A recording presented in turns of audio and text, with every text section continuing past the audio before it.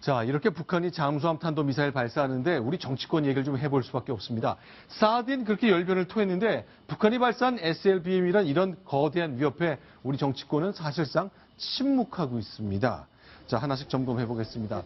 자, 박성원 부국장 나오셨는데요. 자, 그동안 저렇게 지금 보시는 것처럼 사드를 향해 방문했던 우리 정치권이 어제, 오늘 굉장히 조용했거든요. 자, 좀 정리를 해보겠습니다. 어제 새누리당이 보도자료 하나 낸 게 있죠? 네, 그렇습니다. 어제 새누리당이 보도자료를 냈는데 내용이 이렇습니다. 북한의 미사일 도발, 이제 더 이상 가상 시나리오가 아닌 현실이다라고 하면서 이제 앞으로 우리 코앞에 어떤 형태의 위협이 다가올지 상상하기조차 싫은 재앙 수준이다라는 짧은 논평을 내놨습니다. 자, 이것도 서면으로 나왔거든요. 자, 우리 당은 지금 이 문제에 대해서 어떻게 생각한다 얘기가 없었습니다. 그리고 어제 야당에선 일체 얘기 없었습니다. 그러나 이제 지적이 나오기 시작하면서 오늘 더불어민주당은 침묵했지만 국민의당에서는 한마디를 내놨습니다. 정부도 비판했고 북한도 지적을 했네요. 들어보겠습니다. 우리나라에서는 늘 북한의 SLBM 발사를 하면 실패했다. 그리고 궤도에 오르려면 4, 5년이 걸릴 것이다. 라고 했는데 이건 역시 마치 방산비리 없다는 소리와 똑같이 또 국민에게 잘못 보고를 했습니다. 우리는 북한에게도 수차 경고했습니다. 왜 우리의 한미 을지 군사연습을 할 때마다 생떼를 내는지 이해할 수 없습니다. 거듭 북한에 경고합니다. 자, 박성원 국장. 네. 좀 평가를 부탁드리겠습니다. 우리 정치권은 왜 이럽니까?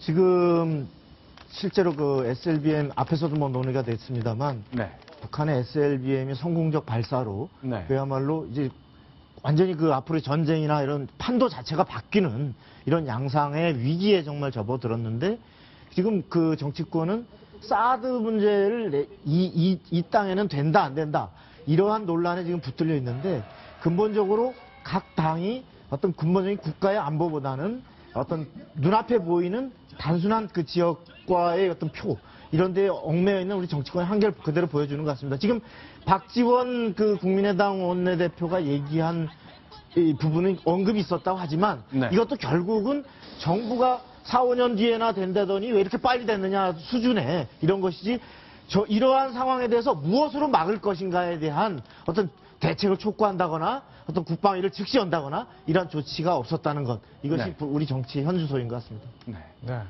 박지원 대표 참 뻔뻔하시죠.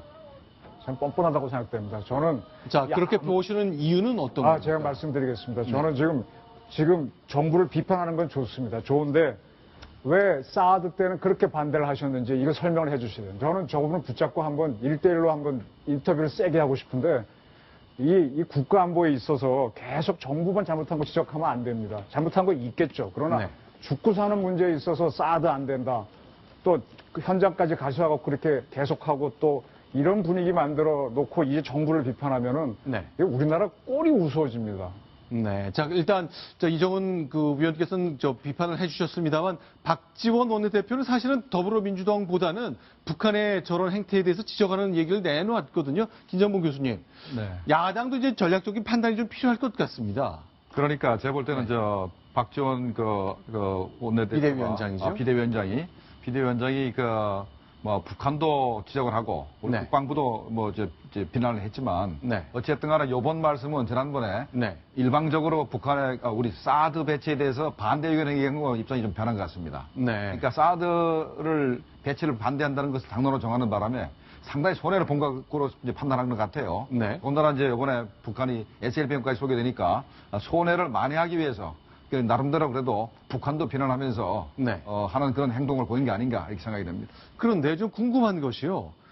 자, 북한이 저렇게 잠수함 발사, 탄도미사일 이런 걸 쏘기 때문에 결국 우리가 사드가 더 필요하다는 논리도 굉장히 설득력 있게 나오고 있거든요. 그런데 이제 왜 우리가 사드가 필요한지 영역에 대해서 그동안 정치권은 별 얘기가 없었습니다. 자, 야당도 중요한 선택을 내놓고 있습니다. 일단 박성원 국장, 더불어민주당은 일체 얘기가 없네요. 더불어민주당 이제 이러한 지금 일체 얘기가 없다는 이런 지금 비판이 비등하니까 오늘 그 뒤늦게 오늘 내놓았습니까? 서면 브리핑을 통해서 이렇게 했습니다. 북한의 SLBM 발사는 명백한 유엔 안보리 결의안 위반으로 엄중히 규탄한다. 이러한 이재정 대변인의 서면 브리핑은 나왔습니다. 그러나 문제는 이러한 것에 대해서 과연 근본적으로 무엇으로 막을 것인가, 그리고 어떻게 대처할 것인가에 대한 진지한 논의가 뒤따라야 이것이 단순히 어떤 그 왜 이것에 대해 얘기가 없냐라는 데 대한 뒷북 어떤 서면 브리핑이 아니고 실제로 앞으로 과연 그런 의미에서 사드는 필요한가, 그리고 사드가 부족하다면 사드보다 더 완벽한 무엇으로 막을 것인가, 이것에 대한 논의가 굴러가야 진정성 있는 이러한 논평이라고 생각됩니다. 네, 제가 지금 뭐 강하게 비판을 좀 드렸는데요.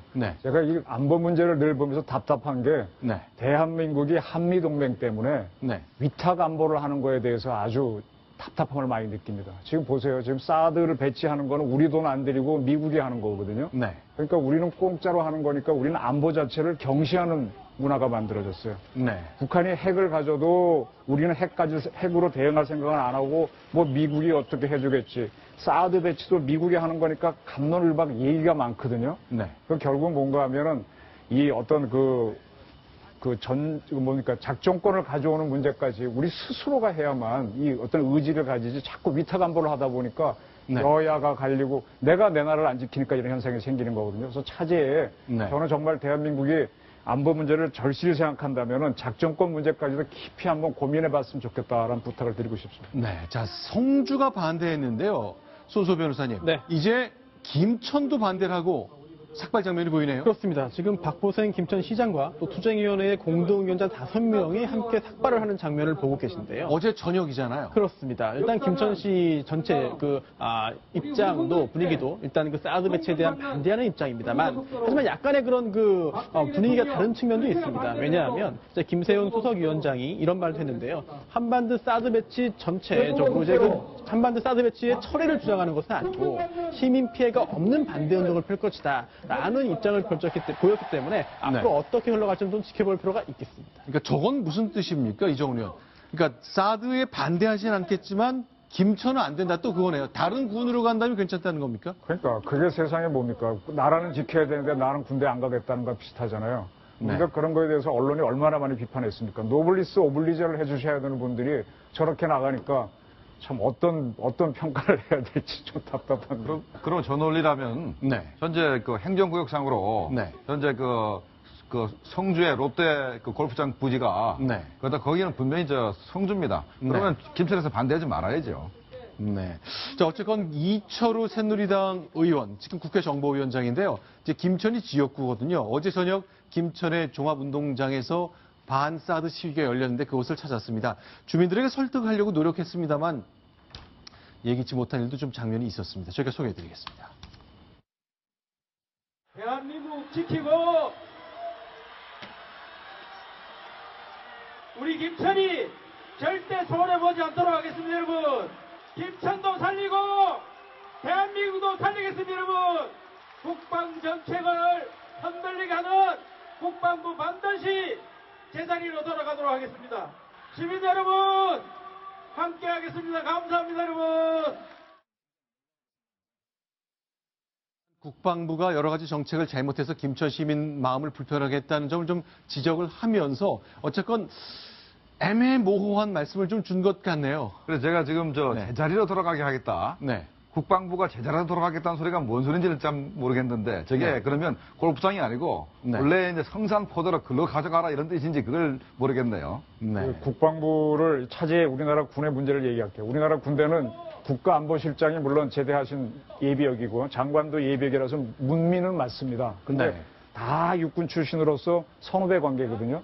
그래서 군이 하나의 국방부 정책이 이렇게 군인들 출신으로만 운영이 되면은 아전인수식 해석을 합니다. 그래서 미국이나 일본 같은 데서는 장관은 문민 우위 원칙에 따라서 군사 전문가 민간인이 합니다. 그래서 군인들이 자기네 이기주의에 따라서 이기적인 판단을 해서 국민을 속이는 걸 막고 하거든요. 차제에 우리는 무늬만 어떤 국방부의 문민화를 하는데 장관을 비롯해서 국방부 고위 관료, 국가안보실장 같은 분들을 문민화하는 문제. 이게 미국이나 일본 선진군 다 돼 있거든요. 우리는 무늬만입니다. 그래서 이거를 제대로 잡는 것. 그다음에 작전 통제권을 어떻게 할 것인지 이런 문제를 진짜 고민해야 됩니다.